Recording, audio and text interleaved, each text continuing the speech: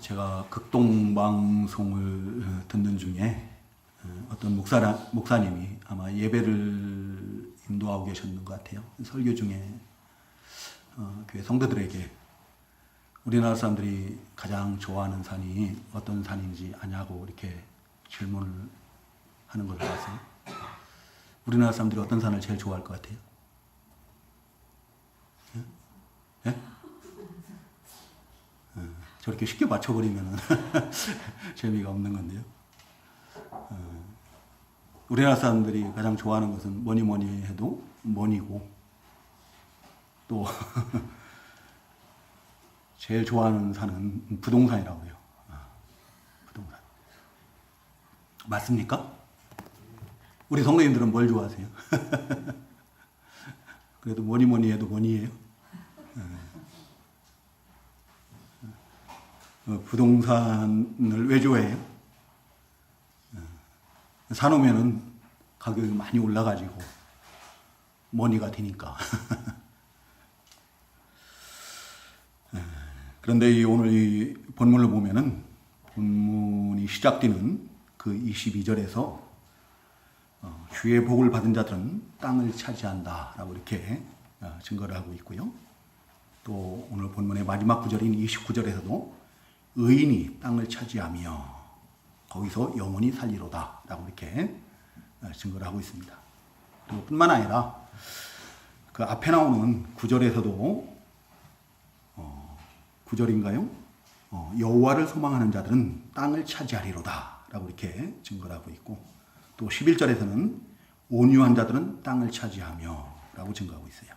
그리고 본문 뒤에 나오는 34절에서도 여호와를 바라고 그의 도를 지키라. 그리하면 네가 땅을 차지하게 하실 것이라 라고 이렇게 증거하고 있습니다.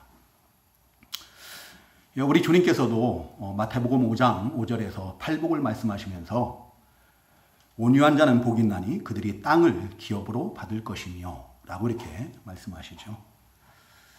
그럼 이 성경에서 성도들에게 약속하신 이 땅은 과연 무엇인가? 무엇을 의미하는가? 정말 우리나라 사람들이 좋아하는 그 부동산, 땅을 말하는 것인가? 우리가 한번 좀 살펴볼 필요성이 있죠. 성경에서 말하는 하나님께서 하나님의 백성들에게 약속한 그 땅은 무엇을 의미하는 것인가? 하나님께서는 믿음의 조상 아브라함에게 땅을 약속을 하십니다. 그 창세기 12장 7절에 보면은 그 하나님께서 명령하신 대로 본토 친척 아비 집을 떠나서 지시할 땅인 가나안 땅으로 간 그 아브라함에게 뭐라고 말씀하시는가 하면은 내가 이 땅을 내 자손에게 주리라 라고 이렇게 땅을 주실 것을 약속을 하셔요. 그리고 13장 15절에서도 그 조카 롯이죠. 롯과 그 소유가 너무 많아가지고 양떼들이 너무 많아가지고 서로 이제 헤어집니다. 갈라지는데 그때 그 아브라함에게 뭐라고 말씀하시는가면 너는 눈을 들어 너 있는 곳에서 동서남북을 바라보라 라고 이렇게 말씀하시고 보이는 땅을 내가 너와 내 자손에게 주리라 라고 이렇게 약속을 하시는 것을 볼 수가 있어요. 아브라함에게 뿐만 아니라 그 아들 이삭에게도 약속을 하시죠. 그 아들 이삭에게는 언제 약속을 합니까? 흉년의 때에 기근이 들어서 흉년이 들으니까 어떻게 해요? 이제 애굽 땅으로 내려가려고 그러죠. 그때 하나님께서 그곳에 머물라라고 말씀하셔요. 그랄 땅에 그곳에 머물라라고 말씀하시면서 이 모든 땅을 너와 내 자손에게 주리라 라고 이렇게 약속을 하십니다. 그리고 아브라함의 이 손자죠. 이제 이삭의 아들 야곱에게도 그 28장 13절에 보면은 형 에서에게 쫓겨가지고 이제 외삼촌이 있는 라반이 있는 바다나아람으로 가려고 그러죠. 가다가 베델이라는 곳에서 이제 돌베개를 베고 누워 잠자는 중에 꿈에서 하나님께서 나타나시는 거예요. 그러면서 하시는 말씀이 뭔가 하면 네가 누워 있는 땅을 내가 너와 내 자손에게 주리라 라고 이렇게 약속을 하시는 거예요. 근데 정말로 하나님께서 아브라함에게 약속하시고 또 이삭에게 약속하시고 또 야곱에게도 약속하시고 주신다라고 약속을 했거든요. 근데 그 땅을 차지했습니까? 그들의 영원한 소유가 됩니까? 차지하지 못해요. 그와 그 자손들에게 주시겠다라고 말씀하시는데 차지하지 못하죠. 아브라함은 그 땅 차지하지 못합니다. 자기 아내가 죽으니까 그 아내를 묻을 수 있는 땅 막벨라 굴 그거 좀 사죠. 그것만이 자기 소유가 되지 그 가나안 땅 전체가 자기와 그 아들 손자에게 차지하게 하지 못합니다. 그럼 하나님의 약속은 거짓입니까? 이삭도 마찬가지죠. 야곱도 마찬가지예요. 야곱 때에는 오히려 큰 흉년이 들어서 어떡합니까? 야곱과 그의 가족 전체가 다 요셉이 먼저 가 있는 애굽 땅으로 이주를 하게 돼요. 그리고 그 땅에서 400년 이상, 정확하게 430년인 것 같아요. 그 기간을 거기서 노예 생활을 하게 됩니다. 그리고 이제 그 애굽에서 나온 그 자손들이 이제 그 가나안 땅, 약속하신 그 가나안 땅을 그 조상 아브라함과 이삭과 야곱에게 약속하셨던 그 땅을 이제 차지하게 하신 거죠. 그리고 각 지파별로 다 나누어 주신 거예요. 근데 그것을 그 땅을 주실 때 하나님께서 뭐라고 말씀하신 거면은 그걸 기업으로 주셨다고요. 기업. 땅은 하나님의 백성들에게 있어서는 뭔가 하면은 기업이에요. 기업. 기업으로 주신 것이다. 우리 주님께서도 말씀하셨잖아요. 온유한 자는 복이 있나니 그들이 땅을 뭐로 받는다고요? 기업으로 받을 것이다. 이 기업은 무엇을 상징하는가 하면은 궁극적으로는 하나님께서 우리에게 약속하신 영원한 기업이 뭐예요? 하나님의 나라 천국이에요. 천국을 상징하는 거죠. 그래서 그 가나안 땅을 가리켜서 성경에서는 아무 부족함이 없는 젖과 꿀이 흐르는 땅이라고 이렇게 증거를 하고 있어요. 마치 천국에서처럼 아무 부족함이 없는 곳이라는 거예요. 그런데 가나안 땅이 실제로는 그렇습니까? 가나안 땅은 비가 오면 어떻게 한다고요? 다 흡수해버린 땅이에요. 사막과 같은 땅이에요. 광야예요. 그리고 골짜기가 있어서 비가 오면 다 흘러내려 그냥 가버려요. 이게 건조한 땅이에요. 척박한 땅입니다. 그럼에도 불구하고 그 땅을 마치 천국에 비유해서 젖과 꿀이 흐르는 땅이다 라고 이렇게 표현을 하죠. 땅은 하나님이 약속하신 기업입니다. 기업. 곧 영원한 하나님의 백성들에게 약속하신 그 영원한 기업인 하나님의 나라를 상징하는 것이다. 그래서 오늘 이 본문 22절, 29절, 또 앞에 나오는 9절이나 11절, 또 34절에서 증거하고 있는 땅은 부동산, 물리적인 어떤 이런 땅을 말하는 것이 아니라 우리에게 약속하신 영원한 기업인 하나님의 나라, 하나님의 백성들을 위해서 창세로부터 하늘에 간직해 두신 썩지 않고 더럽지 않고 쇠하지 않는 영원한 하나님의 나라를 의미하는 것이고 또 그 나라를 차지할 것을 교훈하는 그런 말씀입니다. 그럼 이 땅은 그럼 하나님의 나라만을 의미하는 것인가? 그렇지는 않아요. 하나님께서는 또 성경에서 기업에 대해서 하나님이 주시는 기업에 대해서 여러 가지 말씀하셔요. 땅이 그 하나님의 백성들이 이 세상 살아가는 동안에 삶의 터전인 것 같이 그들에게 주신 집도 그들에게 주신 우물도 다 기업이에요. 또 시편 127편 3절에 보면은 하나님께서 주신 그 자식들도 자녀들도 다 여호와의 기업이라고 이렇게 말씀하십니다. 우리가 이 세상 하나님의 백성들이 이 세상 살아가는 동안에 필요한 모든 공급하는 모든 것이 다 기업이라는 거예요. 아내도 기업이고 남편도 기업이에요. 자녀들도 기업입니다. 집도 직장도 다 기업이에요. 그러한 모든 기업들을 하나님께서 공급하시겠다는 겁니다. 하나님께서는 땅을 차지할 성도들, 그 영원하신 기업인 하나님의 나라를 차지하리라고 약속한 그 하나님의 백성들을 가리켜서 뭐라고 말씀하시는 거는 너희는 나의 기업이라고 해요. 하나님의 기업이라는 거예요.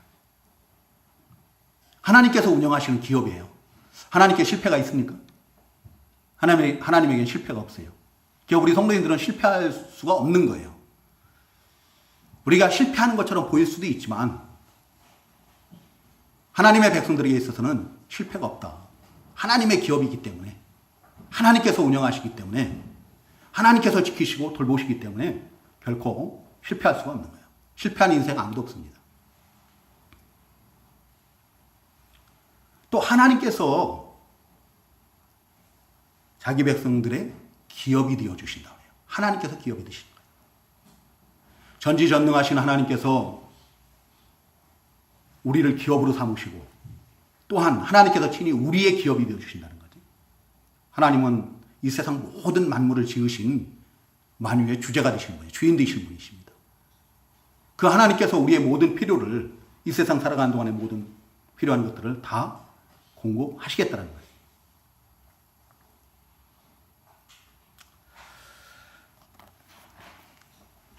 우리 성도님들 믿으십니까?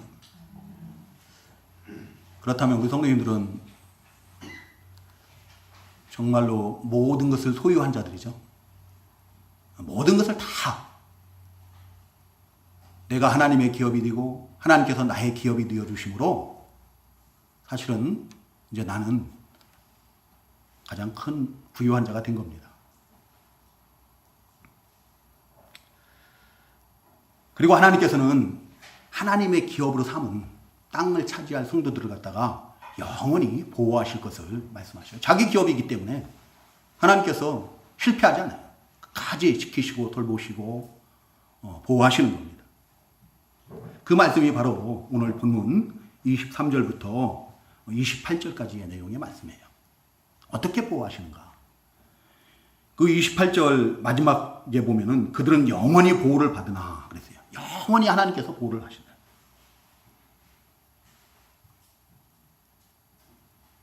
하나님께서 어떻게 보호하시는가 하면은 첫 번째는 아주 엎드러지지 않게 하신다는 거예요. 23절, 24절 한번 같이 읽어볼까요? 23절, 24절. 같이 읽겠습니다. 시작. 여호와께서 사람의 걸음을 정하시고 그의 길을 기뻐하시나니 그는 넘어지나 아주 엎드러지지 아니함은 여호와께서 그의 손으로 붙드심이로다. 아멘. 네, 아주 엎드러지지 않아요. 자, 여호와께서 사람의 걸음을 정하시고 그의 길을 기뻐하시나니 그랬어요. 이게 무슨 말입니까? 하나님께서 택하신 자들이 있어요. 구원하시기로 작정한 자들, 영생을 주시기로 작정한 자들이 있습니다. 미리 아시고 미리 정하시고 또 부르시고 또 의롭다 하시고 영화롭게 하신 자들이 있어요. 에베소 1장 4절에서는 창세전에 그리스도 안에서 우리를 하나님의 아들로 택하셨다라고 말씀하시죠.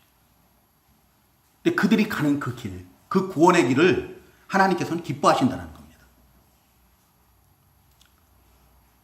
근데 하나님의 은혜로 우리가 택함을 받고 부르심을 받고 그래서 예수 그리스도를 믿고 구원을 받았는데 하나님의 백성이 되었어요. 하나님의 자녀가 되었어요. 그런데 그럼에도 불구하고 우리가 이 세상 살아가는 동안에 우리가 넘어질 때가 있다는 겁니다. 넘어질 때가 너무 많죠. 그래서 마치 세상 사람들이 볼 때는, 불신자들이 볼 때는 실패한 것처럼 보일 때가 많아요. 그렇지만 하나님께서는 아주 엎드러지진 않는다라고 그래요. 아주 엎드러지지 않는다는 것은 완전히 실족해서 파멸에 이르지 않는다는 거예요. 구원에서 외면당하고 버림당하고 그래서 지옥 멸망을 받는 그 길로 가지는 않는다는 겁니다. 왜요? 여호와께서 그의 손으로 붙드심이로다. 하나님께서 그 능하신 손으로 다시 이렇게 세우신다는 거예요. 우리가 실망하고 낙심하고 그래서 시험 들고 실족하고 넘어질 때 하나님께서는 그때마다 어떻게 해요? 그 능력의 손으로, 사랑의 손으로 다시 우리의 손을 붙드시고 이렇게 세우시는 거예요. 그 하나님의 그 은혜가 아니면은 우리가 우리 의지로는, 우리의 노력으로는 이 구원의 길을 끝까지 갈 수가 없어요. 포기할 수밖에 없습니다. 시험 들 수밖에 없고 낙심하고 좌절하고 그래서 이 믿음의 길을 구원의 길을 포기할 수밖에 없죠. 근데 하나님께서 그때마다 또 손을 내미시는 거예요. 왜요? 하나님께서 택하신 자들이기 때문에 하나님께서 부르신 자들이고 그 아들 예수 그리스도를 내어주시면서까지 그 십자가의 보의 피로 값주고 산 자들이기 때문에 하나님은 포기할 수가 없는 거예요. 이 세상 다하는 날까지 우리 주님 앞에 서는 날까지 주님의 나라에 들어가는 그날까지 우리 하나님께서는 우리를 끝까지 붙드시고 인도하시는 겁니다. 이걸 우리가 신학적 용어로 성도의 견인이라고 해요. 성도의 견인. 하나님께서 택하시고 부르셔서 예수 믿고 구원받은 성도는 절대로 빼앗기지 않는다. 우리 하나님의 그 손에서 빼앗을 자가 아무도 없어요. 우리가 연약하고 부족해서 하나님 보시기에 참으로 형편없는 자들이죠. 그래도 하나님은 버리지 않으신다. 포기하지 않으신다. 끝까지 다시 불러주시고 다시 일으키시고 손잡아 주시고 보호하시는 거예요.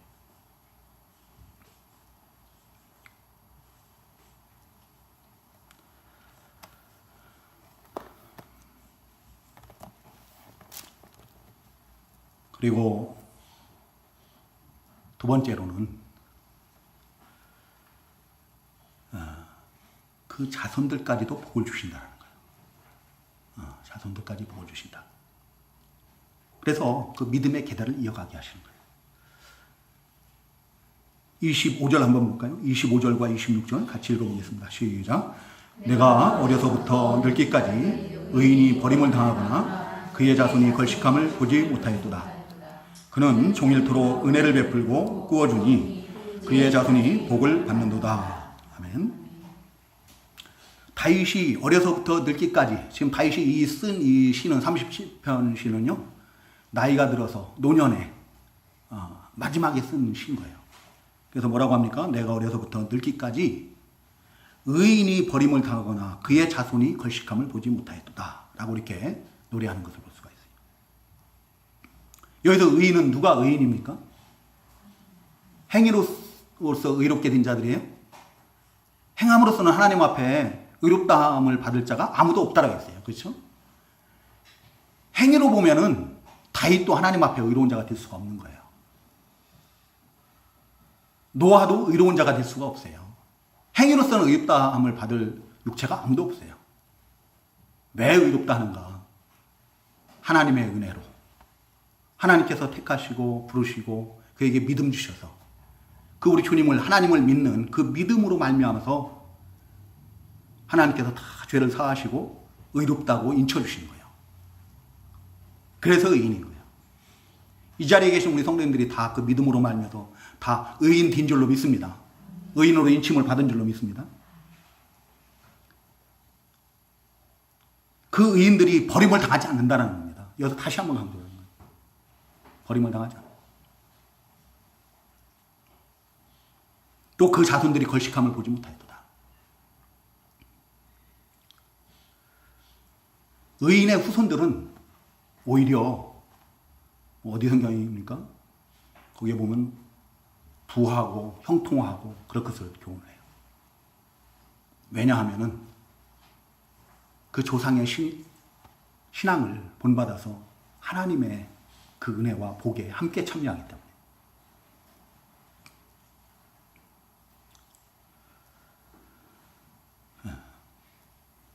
버림을 당하지 않는 이유가, 의인이 버림당하지 않는 이유는 우리 행위 때문이 아니에요. 우리 행위를 보면은 1000번, 10,000번 버림을 당해야 마땅합니다.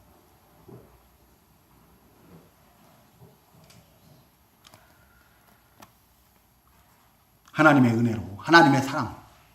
앞에서도 말씀을 드렸지만 그 아들까지도 아끼지 않고 내어주신 그 사랑으로 선하심과 인자하심이 영원하신 하나님이시기 때문에 그 사랑으로 어떻게 해요? 우리가 부족하고 우리가 연약하고 허물도 많고 죄도 많고 그런데도 긍휼히 여기시는 거예요. 아비가 자식을 긍휼히 여김 같이 우리의 연약함을 아시고 긍휼히 여기시고 우리의 모든 죄를 동이 서에서 먼 것 같이 다 멀리 옮기셨다는 거예요. 용서하시는 거예요. 우리가 버림받지 않는 이유는, 우리가 의인이라 칭함을 받는 이유는 오직 하나님의 사랑입니다. 우리 주님까지 내어주신 그 사랑으로 말미암아서 우리가 버림을 받지 않는 것이다. 그리고 우리가 이 세상 살아가는 동안에 앞에서도 우리가 증거를 받았죠. 우리의 모든 필요를 다 공급을 하셔요.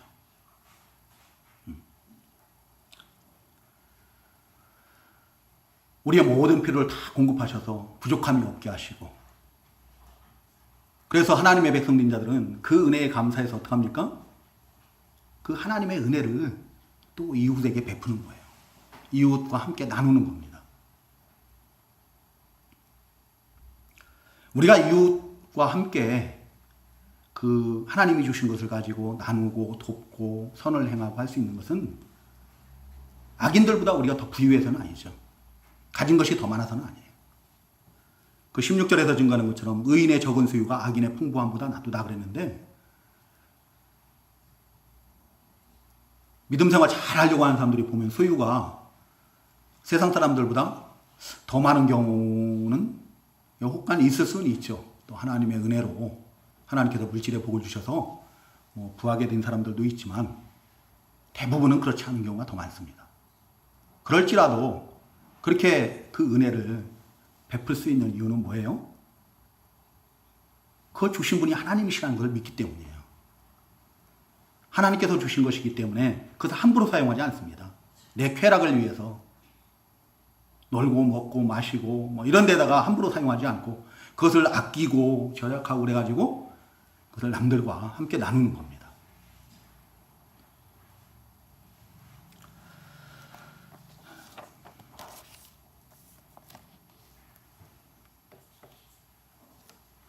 근데 그렇게 하는 것은 그 잠언 19장 17절에 보면 하나님께 꾸이는 것이라고 했어요.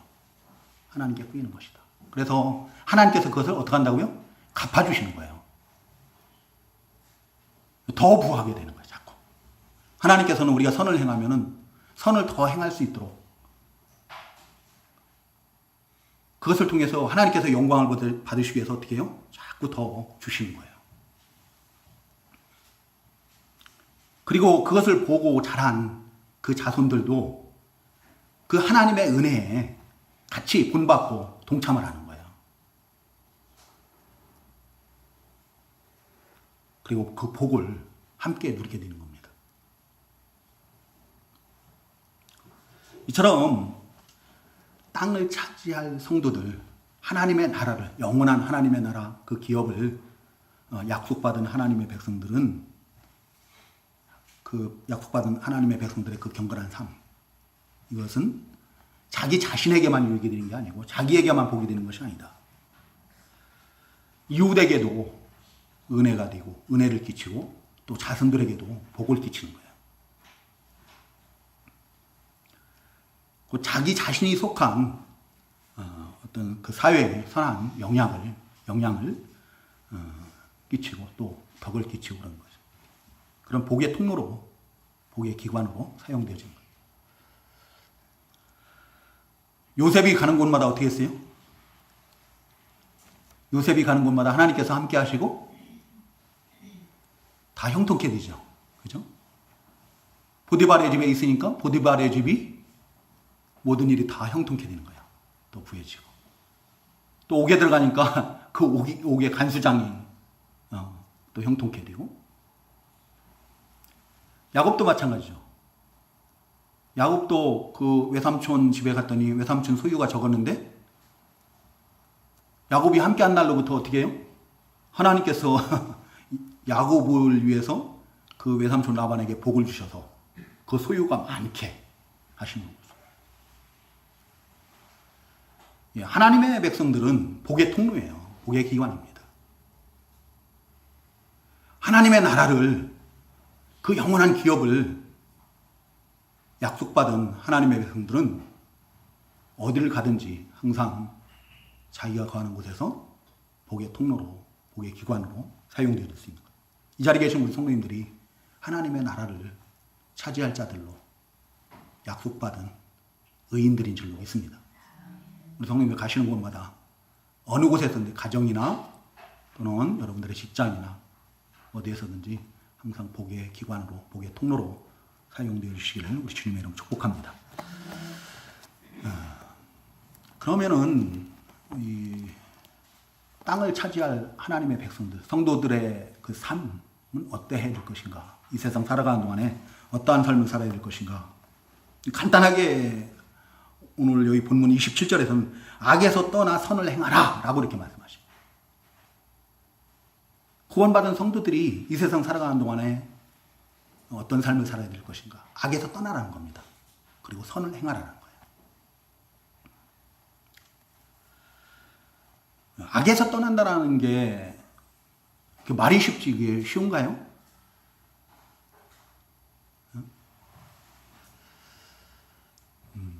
쉽지가 않죠.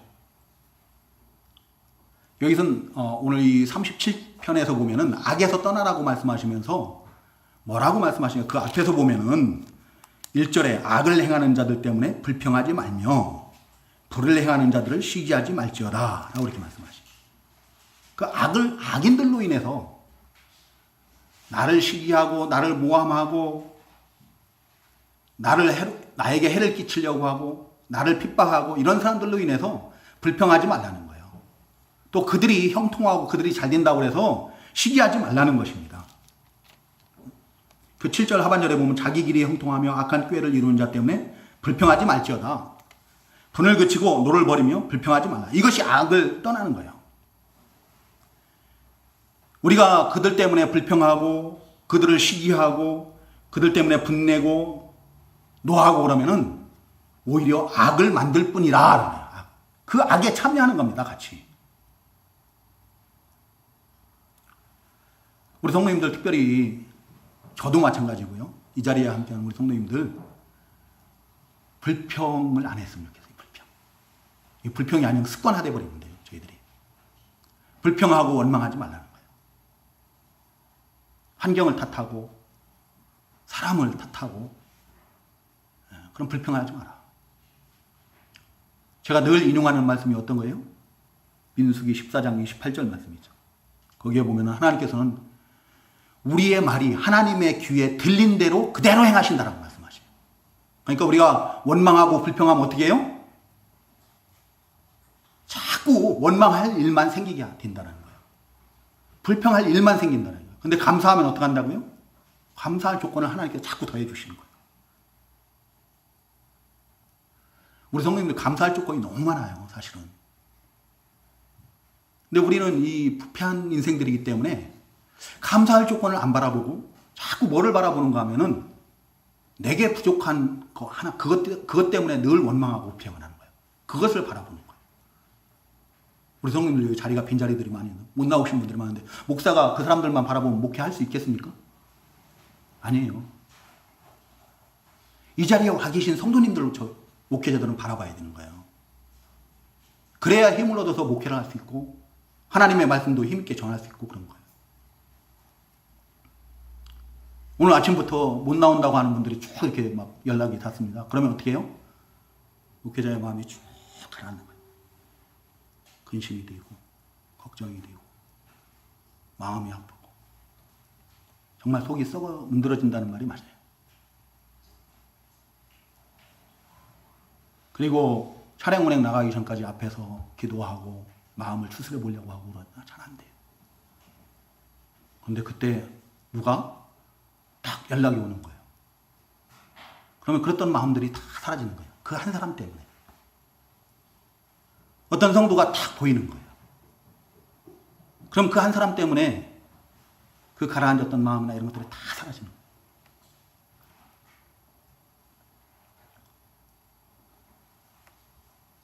우리가 무엇을 바라보느냐.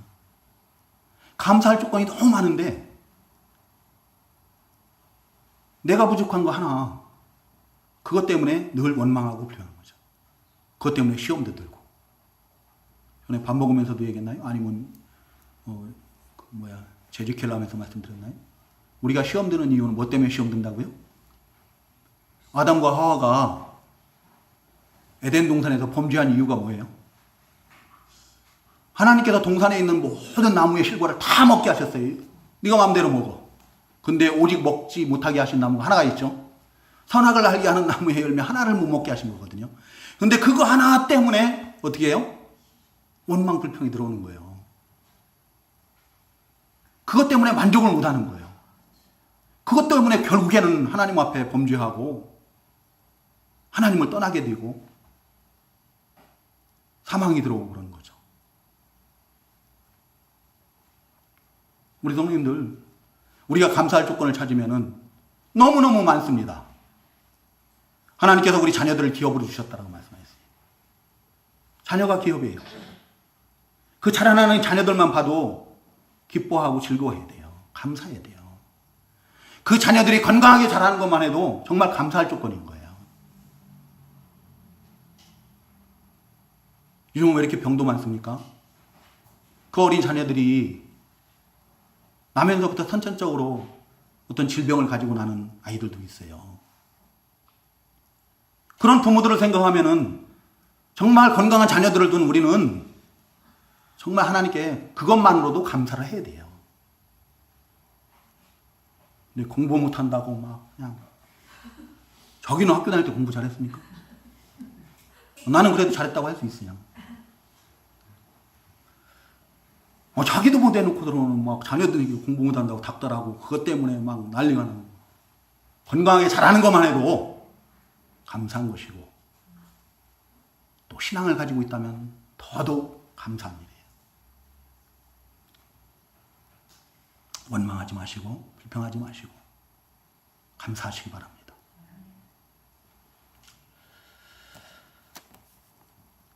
그 악인들의 형통함 그것 때문에 우리 성도님들 시험 들지 마세요. 그것 때문에 정말 하나님이 계신 게 맞나? 의심하지 마시고. 악인들의 형통함은요, 오늘 이 본문 바로 앞에 37장 2절에 보면은 뭐라고 합니까? 그들은 풀과 같이 속히 배임을 당할 것이며 푸른 채소같이 쇠잔할 것이미로다. 그들의 날은 길지 않습니다. 영원하지 못합니다. 잠깐이에요. 이 세상 사는 동안에만 그게 국한된 거예요.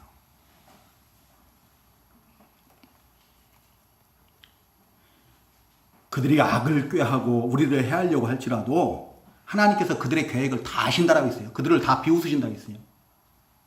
악한 꾀를 아시고 하나님께서 비웃으시고 그들의 악한 꾀는 우리를 해하려고 하는 우리를 비방하고 핍박하고 이런 모든 것들은 결국에는 자기들의 멸망을 파멸을 재촉하는 것밖에 안 되는 거죠.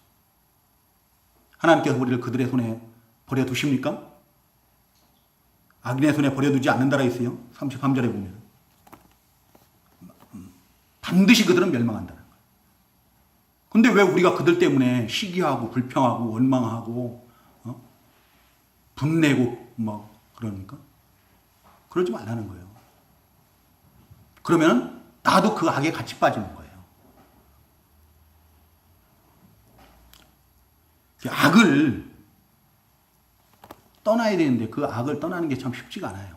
우리가 어떻게 악을 버릴 수 있는가? 악을 떠날 수 있는가? 선을 행하면 된다는 겁니다. 선을 행하라.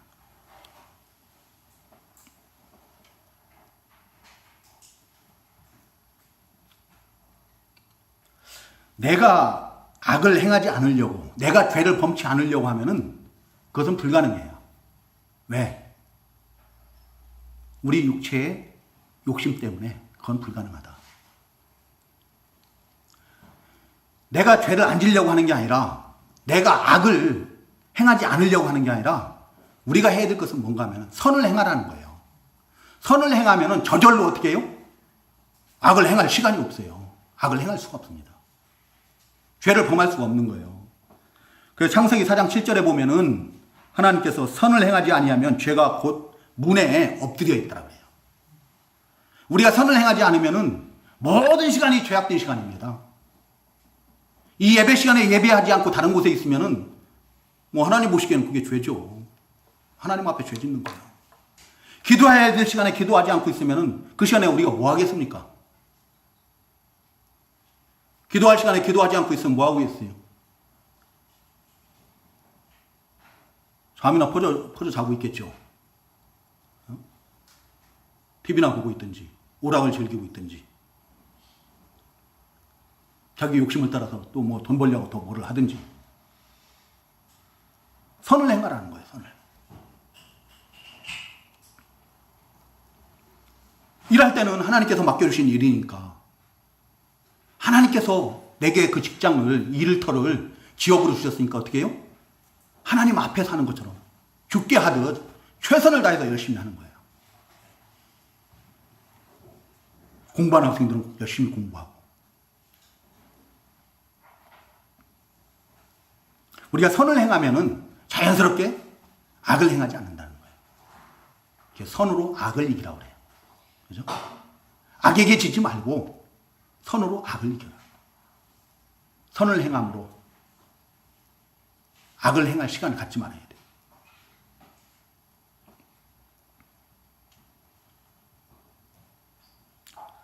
갈라디아서 5장 16절에서는 너희는 성령을 따라 행하라. 그리하면 육체의 욕심을 이루지 아니하리라. 이것이 곧 선을 행하는 것이 성령을 따라 행하는 거예요. 그러면 우리 육체의 욕심, 그 죄를 짓지 않는다는 겁니다. 이게 악을 떠나서 선을 행해야 되는데 오늘 이 시편 37편에서 교훈하는 그 선을 행하는 것은 무엇인가? 간단하게 말씀을 드리면은 여호와를 의뢰하고 선을 행하라고 했어요. 3절에 보면 여호와를 의뢰해야 되는데 어떻게 의뢰하는가 하면은 땅에 머무는 동안, 이 세상 사는 동안에 그의 성실하심, 하나님의 성실하심을 먹을거리로 삼을지어다. 하나님의 그 성실하심, 신실하심을 먹을 것처럼 여기고 하나님을 전적으로 의뢰하라는 거예요. 하나님께 자기의 모든 것을 다 맡겨버리라는 겁니다. 너의 길을 여호와께 맡기라 그랬는데 그리고 참고 기다리라는 겁니다. 7절에서 준 거죠. 여호와 앞에 잠잠하고 참고 기다리라.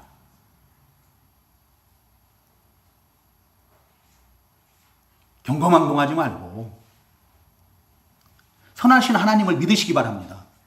신실하신 하나님을 믿으시기 바랍니다. 그 하나님의 약속을, 하나님의 말씀들을 믿으세요. 믿고 참고 기다리는 거예요. 하나님의 때까지 우리는 기다리는 거예요. 그것이 선이라는 거죠. 그게 선을 행하는 거예요.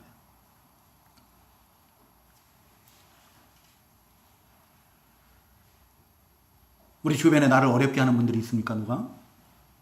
어렵게 하는 사람들이 있으면 어떻게 해야 돼요? 저주해야죠. 어? 하나님 앞에 그 사람을 막 저주하면서 막 그거 해야 돼요? 기도해야 돼요? 저 사람이 나를 어렵게 하니까 저 사람 당장에 망하게 해달라고 막 기도해야 됩니까? 그게 아니에요. 우리 주님께서는 너를 핍박하는 자를 위해서 기도하라고 말씀하시거든요. 로마서 13장 그 몇 절입니까? 거기서 바울 사도는 너를 핍박하는 자를 축복하라고 해요. 축복하라. 그게 선이죠. 선을 행하는 거예요. 미워하지 말고 원망하지 말고 불평하지 말고 그 사람을 위해서 오히려 하나님께 축복하며 기도하라는 거예요. 그러면은 그 미워하는 감정 이런 거 다 사라지는 거죠.